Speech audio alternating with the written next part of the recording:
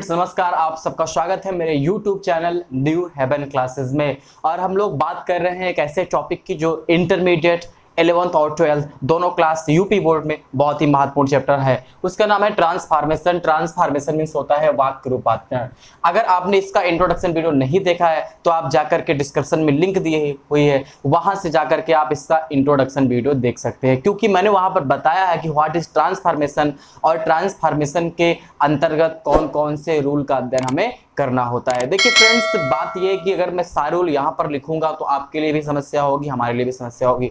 तो मैंने यहाँ पर एग्जांपल्स लेकर मैं टाइप लिख दिया कि टाइप 1, टाइप 2, टाइप 3 और टाइप 4। तो 4 टाइप होते हैं इसके ट्रांसफॉर्मेशन में रिमूव टू के। हम आज बात करेंगे रिमूव टू की। इसके बाद मैं थोड़ी सी बात कर लूंगा एडजस्ट टू की भी, इसमें कोई प्रॉब्लम नहीं है, क्योंकि रिमूव टू अगर आपको समझ में आ जाएगा तो आपको एडजस्ट टू भी समझ में आ जाएगा। वैसे भी आपके बोर्ड एग्जाम में एडजस्ट टू से क्वेश्चन नहीं पूछे जाते हैं जितने क्वेश्चन आपके रिमूव टू से पूछे जाते हैं। तो ध्यान दीजिएगा और ध्यान से समझिएगा। और मैं ये भी आपसे कहना चाहूंगा कि पूरे ट्रांसफॉर्मेशन में इससे इजी रूल आपको नहीं मिलेगा। दैट मींस कि रिमूव टू से इजी रूल आपको मिलने वाला नहीं है। सबसे इजी रूल है रिमूव टू। वो इसलिए इजी है क्योंकि बनाने का तरीका बहुत ही सरल है। और ये भी आप कह सकते हो, अगर आपने सिंथेटिक्स पढ़ा है तो आपने सिंथेटिक्स में रिमूव टू जरूर से जरूर पढ़ा होगा। ओके, स्टार्ट करते हैं। देखिए, हम लोग सबसे पहले बात करेंगे टाइप 1 की। देखिए, ट्रांसफॉर्मेशन मींस होता है ना वही कि वाक्य रूपांतरण, अर्थ नहीं बदलना चाहिए, वाक्य का रूप बदल जाए। सबसे पहले टाइप 1 की मैं बात करूंगा। देखिए, मैं रूल बोलूंगा, आप रूल नोट भी कर सकते हो अपने नोट्स में। तो रूल ये है कि यदि पहले क्लास में TOO का प्रयोग हुआ हो, ठीक, और दूसरे क्लास में TOO का प्रयोग हुआ हो, या आप ये भी कह सकते हो कि अगर किसी वाक्य में TOO और TO दोनों का प्रयोग हुआ हो तो ऐसे वाक्यों को ट्रांसफॉर्मेशन बनाते समय, यानी कि ऐसे वाक्यों को रिमूव टू करते समय या ट्रांसफॉर्मेशन बनाते समय TOO के स्थान पे सो का प्रयोग करते हैं। ध्यान दीजिए, रूल क्या है कि TOO के स्थान पे किसका प्रयोग करते हैं? सो का प्रयोग करते हैं। और वाक्य में क्या करते हैं? वाक्यों को दैट से जोड़ते हैं।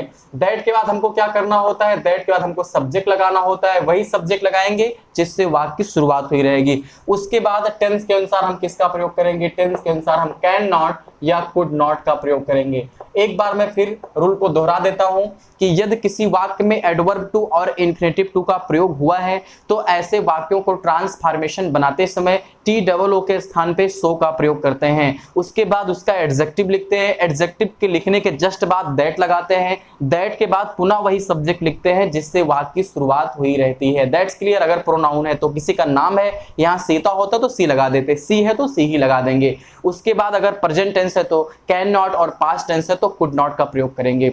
आपको लग रहा होगा ना कि आपने रूल पढ़ा है, बिल्कुल पढ़ा है आपने। कॉम्प्लेक्स सेंटेंस आपने पढ़ा था, मैंने आपको वहां तो पढ़ाया था कि अगर किसी वाक्य में बेरी या क्वाइट आ जाए तो सो लगाते हैं, वाक्य को दैट से जोड़ते हैं और आगे can not could not already लिखा होता है। और जो आपका सेंटेंस है TOO और TO, आपने इस तरह के सेंटेंस भी देखे होंगे। कहां देखे हैं आपने इन्फिनेटिव के रूल में देखे होंगे। मैंने आपको वहां पढ़ाया था एडवर्ब टू, याद होगा आपको। चलिए, अब आपको इसको बनाना है ट्रांसफॉर्मेशन।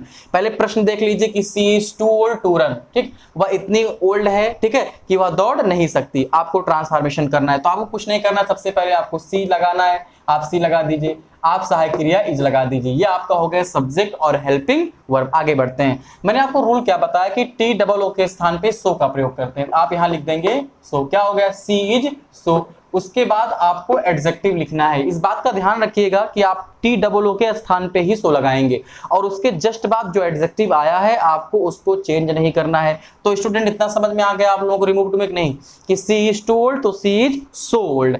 अब आपको क्या करना है? अब आपको दैट लगाना है। इतना समझ में आया? यानी कि अब आपको भाई एडजेक्टिव के बाद दैट लगाना है, क्योंकि आप दैट नहीं लगाएंगे तो दोनों वाक्यों को मिक्सअप कैसे करेंगे?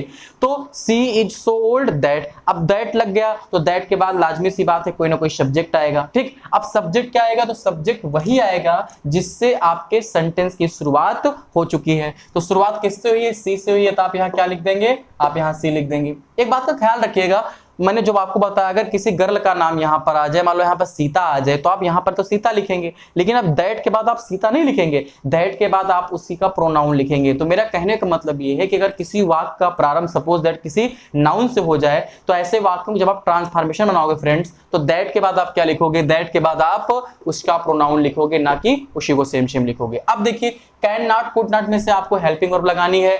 अब देखिए, यहाँ पर इज लगा हुआ है, प्रेजेंट टेंस की बात है तो क्या लगाएंगे? तो यहाँ पर हम लोग यूज कर देंगे कैन नॉट का। कुछ नहीं करना है, आपका वर्ब है आपको अंत में वर्ब लिख देना है। देखिए कितना सिंपल था। प्रश्न क्या था कि she is too old to run, आपका आंसर क्या हुआ कि she is so old that she can not run. बिल्कुल भी कठिन नहीं है दोस्तों, बिल्कुल भी कठिन नहीं, आप आसानी से बना सकते हो। और बोर्ड एग्जाम में यहाँ से सेंटेंस जरूर पूछे जाते हैं। देखिए बोर्ड एग्जाम में आपको ऐसे दिया होगा, बोर्ड एग्जाम में आपको ऐसे आएगा रिमूव टू, ब्रैकेट में ऐसे सेंटेंस लिखा होगा, आपसे कहेगा रिमूव टू करिए, ऐसे नहीं कहेगा ट्रांसफॉर्मेशन करिए। ओके चलिए अगला सेंटेंस क्या कहता है कि I was too busy, I was too busy to attend the party. देख लीजिए यदि पहले वाक्य में टी डबल ओ का प्रयोग होता है तथा दूसरे वाक्य में टी ओ का प्रयोग होता है तो ऐसे वाक्यों को ट्रांसफॉर्मेशन बनाते समय टी डबल ओ के स्थान पे सो का प्रयोग करते हैं। उसके बाद जो शब्द आया है एडजेक्टिव कुछ भी आया आप उसको लिखेंगे, उसके जस्ट बाद आप दैट लगाएंगे और दैट के बाद आप पुनः सब्जेक्ट लिखेंगे जिससे वाक्य का प्रारंभ हुआ है। और अगर टेंस आपका सेंटेंस जो है प्रेजेंट टेंस में है तो कैन नॉट का प्रयोग करेंगे और पास्ट टेंस में है तो कुड नॉट का प्रयोग करेंगे। सर कैसे जानेंगे प्रेजेंट टेंस एक पास्ट टेंस है? भैया तो इज एम आर लगा होगा तो प्रेजेंट टेंस तो आपको कैन नॉट यूज करना है, अगर वाज और वर लगा होगा तो पास्ट टेंस है तो आपको कुड नॉट यूज करना है। तो स्टूडेंट्स इसका आप लोग ही बनाइए, चलिए जल्दी से रिमूव टू, काफी इजी सेंटेंस है। तो क्या हो जाएगा आई वाज, इसमें आपको कोई परिवर्तन नहीं करना है। अब टी डबल ओ के स्थान पे आपको क्या करना था, आपने यहाँ पर सो लगा दिया तो आई वाज सो। फिर आपने क्या किया, जो चीज लिखी गई थी आपने उसको लिख दिया। याद रखिएगा कि जब आप सो लगाओगे टी डबल ओ के स्थान पे तो उसके बाद जो वर्ड होगा आपको उसके साथ कोई छेड़खानी करनी ही नहीं है। तो आई वाज सो बिजी इतना हो गया। अब आपको जोड़ने के लिए क्या लगाना है, दैट लगाना है। तो I was so busy that. अब फ्रेंड्स देखिए दैट के बाद आपका सब्जेक्ट ही तो लगना है, तो सब्जेक्ट क्या है, आई है, आई लगा दीजिए। अब आपको दो सहायक क्रिया में से कोई एक सहायक क्रिया चुननी है।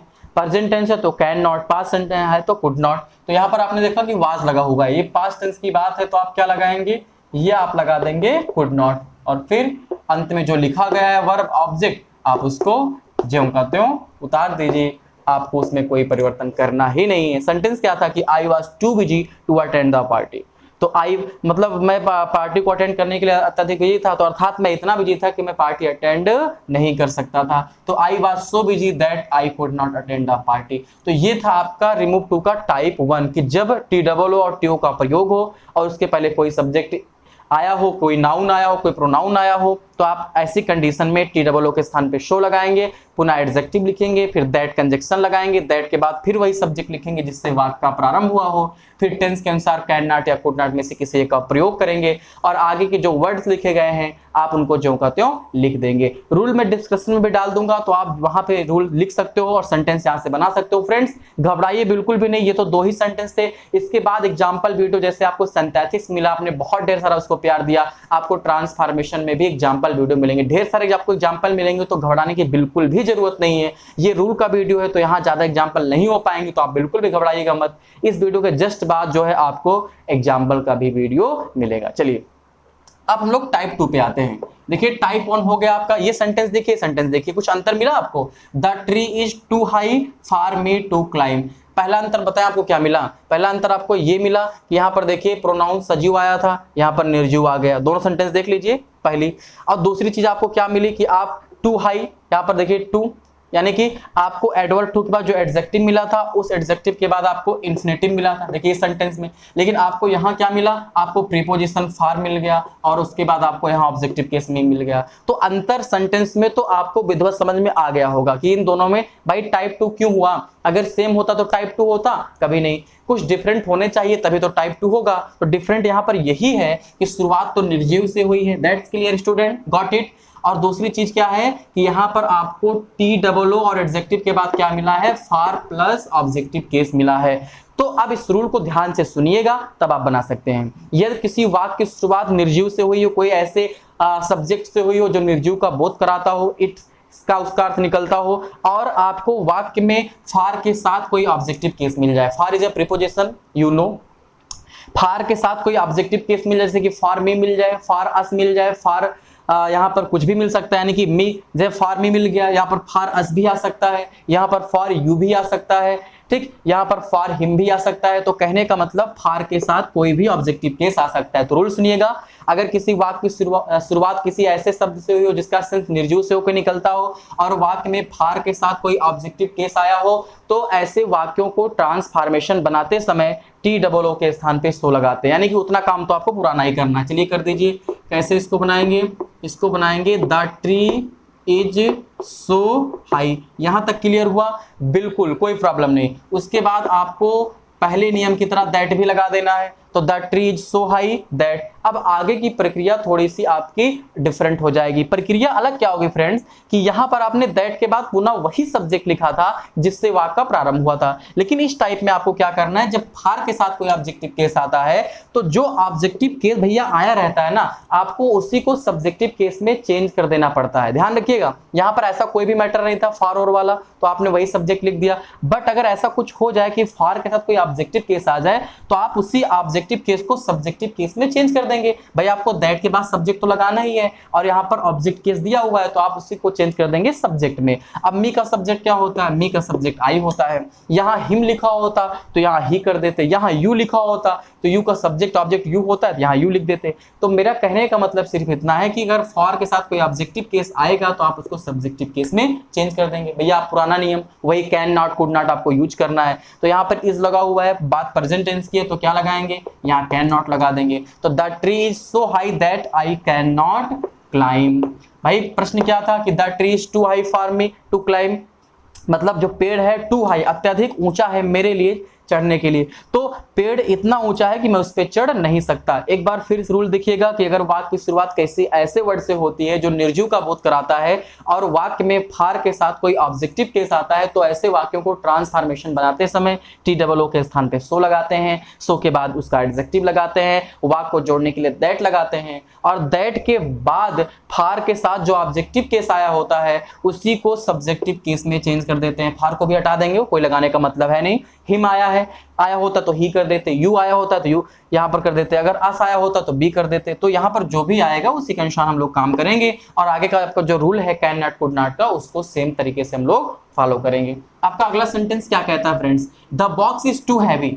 जो बॉक्स है ना वो बहुत भारी है, अत्यधिक भारी है फॉर हिम, उसके लिए, टू लिफ्ट उठाने के लिए। तो इसमें कुछ नहीं करना है। रूल देखिए, वाक्य की शुरुआत निर्जीव से हुई है। अब यहाँ पर देख लीजिए क्या हुआ है कि फॉर के साथ ऑब्जेक्टिव केस आया हुआ है, कुछ नहीं करना है आपको।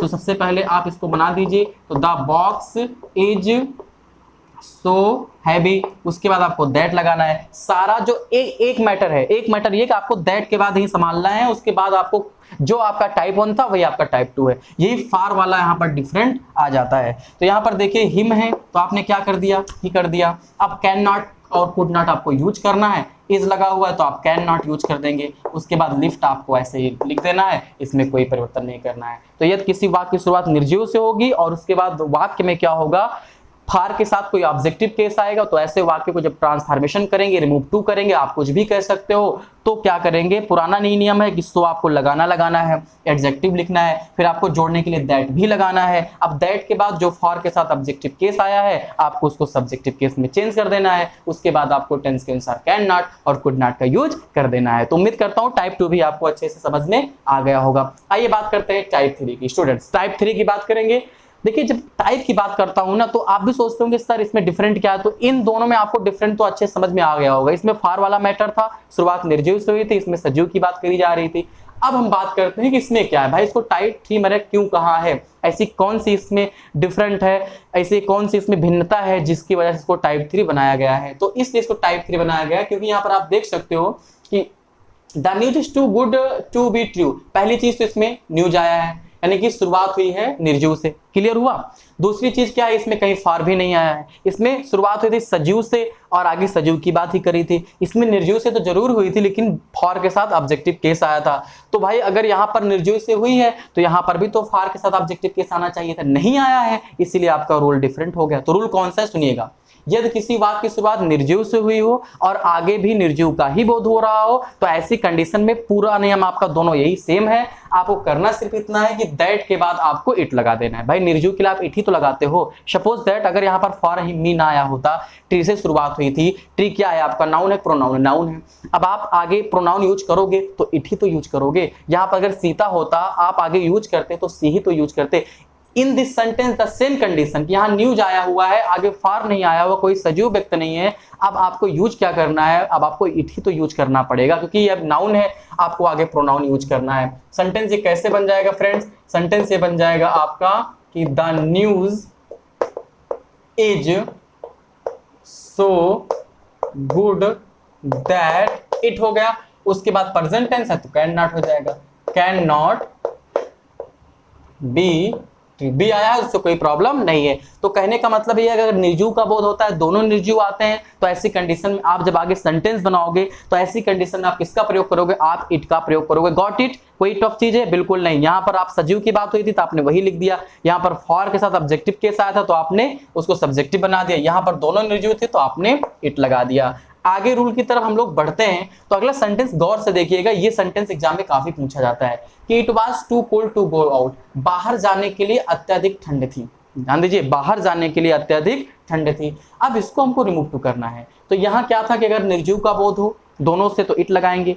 अगला रूल क्या कहता है कि अगर शुरुआत तो इट से हुई हो, रूल भी आप लोग लिखते हुए चलिएगा कि अगर किसी सेंटेंस की शुरुआत तो इट से हुई हो लेकिन आगे सजीव का बोध हो रहा हो, ध्यान दीजिए, शुरुआत तो इट से हुई हो लेकिन आगे किसी सजीव का बोध हो रहा हो, तो ऐसी कंडीशन में हम लोग किसका प्रयोग करते हैं, ओ यानी वन का प्रयोग करते हैं। आप कमेंट करके बताइए कि वन क्या है, वन कौन सा पार्ट ऑफ स्पीच है, आप बताइए कमेंट करके। अगर वीडियो को आप देख रहे हो तो आप ये बताइएगा कि ओ यानी वन कौन सा पार्ट ऑफ स्पीच है, किस पार्ट ऑफ स्पीच में ये आता है। ठीक, अब ये बताइए हमको कि यहाँ पर नियम क्या हुआ कि इट का प्रयोग शुरू में तो हुआ है लेकिन जो आगे बोध हो रहा है अगर वो किसी सजीव का बोध हो रहा है, अब ये तो मालूम नहीं कि कौन सा सजीव व्यक्ति है, तो ऐसी कंडीशन में हम लोग किसका यूज करेंगे, वन का यूज करेंगे। बाहर जाने के लिए अत्यधिक ठंड थी, अर्थात इतनी ठंड थी कि कोई भी व्यक्ति बाहर जा नहीं सकता था, कोई भी बाहर नहीं जा सकता था, तो भाई सजीव व्यक्ति तो बाहर जाएगा। ऐसा तो है नहीं कि बहुत ठंड पड़ रही है, आप कह रहे हो कि इतनी ठंड है कि कोई भी व्यक्ति बाहर नहीं जा सकता है, तो चेयर तो बाहर जाएगी नहीं, फैन तो बाहर जाएगा नहीं,